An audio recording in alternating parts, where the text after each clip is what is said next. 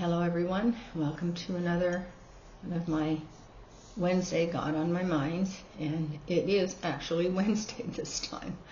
I want to thank you all for hanging in there, staying with me, listening to these. If you, especially subscribers, thank you so much. If you're a newbie, I always say thanks for coming, glad to have you here.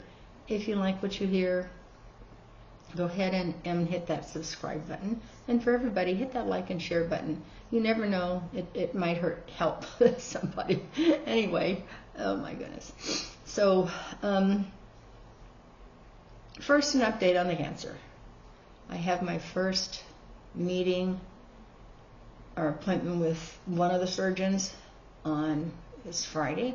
And then the next one, the second one and last one, next Thursday, and hopefully the surgery will be scheduled sometime after that. But sorry for this, but medicine just my mouth gets dry really fast, so I'm just going to keep it here. I'm not going to apologize for it. But I was going back through the Spurgeon Bible because I have all these post-it notes sticking out on the side, and I thought, you know what, I need to actually go back and look at them and see if there are things that I really do want to talk about. And these two hit me, and I'm going to put them together.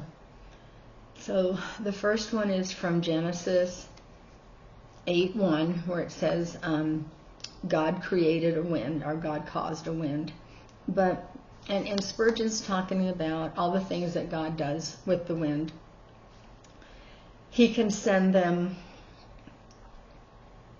as discipline, or as anger, sorry, or he can send them as help.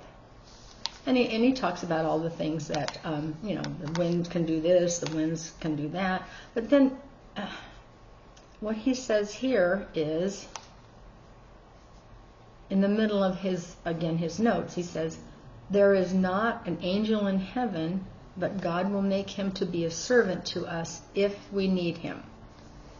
And then over here in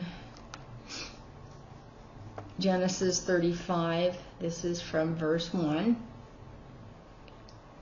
and it says, God does not leave his people because of their fears. So,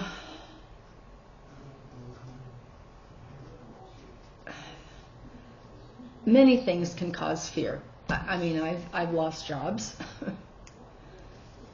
and that can cause fear because, how long is this layoff, or how long is it going to be?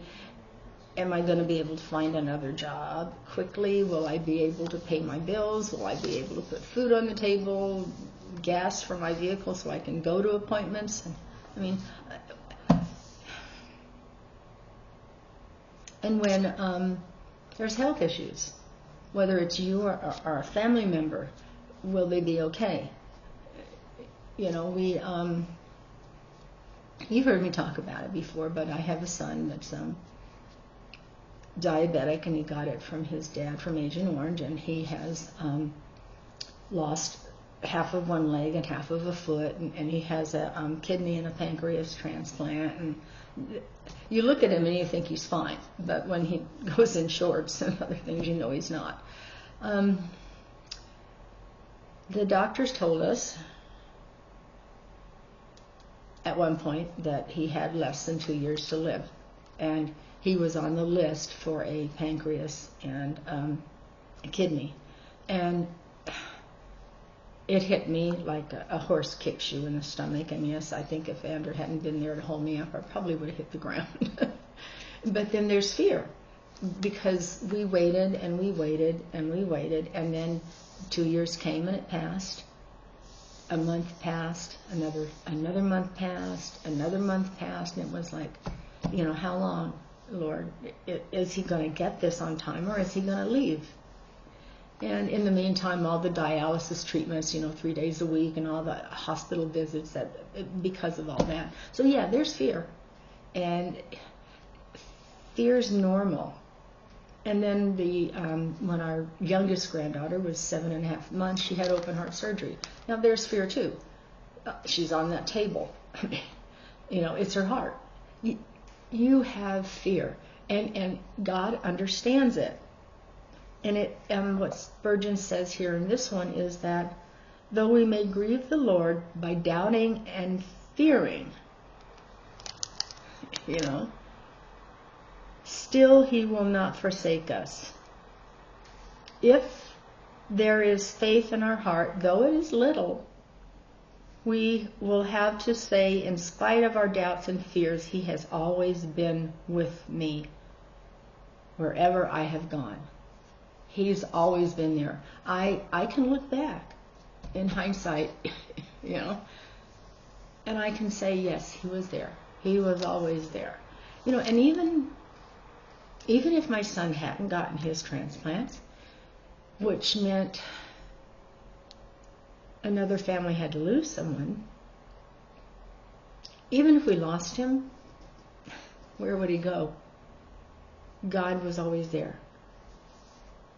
Even if our granddaughter didn't make it alive off that table, both would have broke my heart. And I know that. I'm not saying that. But God would have been there. He's always there. And He's here with this cancer diagnosis. It's early. There's a lot of hope that it will be gone once the surgery's done. And I'll have many more years to minister and do this. But there's still a fear that maybe it won't be gone, or I won't make it off the table. And that's normal, because we're human. But at the same time, we need to understand He's there. He's there with us. And regardless, of how strong or how much our fear is, we need to remember. We need to not fear. We need to remember He's there. And the only reason I'm telling you about my son and my granddaughter and me is because I want you to understand I'm not somebody who's talking, doesn't know what they're talking about. I've been there. And there's other stories, and I know people also. But I've been there dealing with uncertainty, dealing with the fear it can cause, calling on the Lord, and I'm there again. But if He needs to, if it needs to be, He will send His angels to help for whatever it is. And He doesn't leave me because I'm afraid. He knows I love Him. He knows what's in my heart. He knows I'm weak. He knows we're weak, but He knows what's in our heart. He will not leave us. He will always be there. He will always come through. So, thanks for listening. I hope you have a blessed rest of your day. Don't forget, God's there. He's powerful. My gosh, He'll send the angels. He'll send the wind. He'll send the water. If He can, He will, He does. So, thanks for listening. Have a blessed rest of your day. Don't forget to hit the like and share button. Bye. Until next time.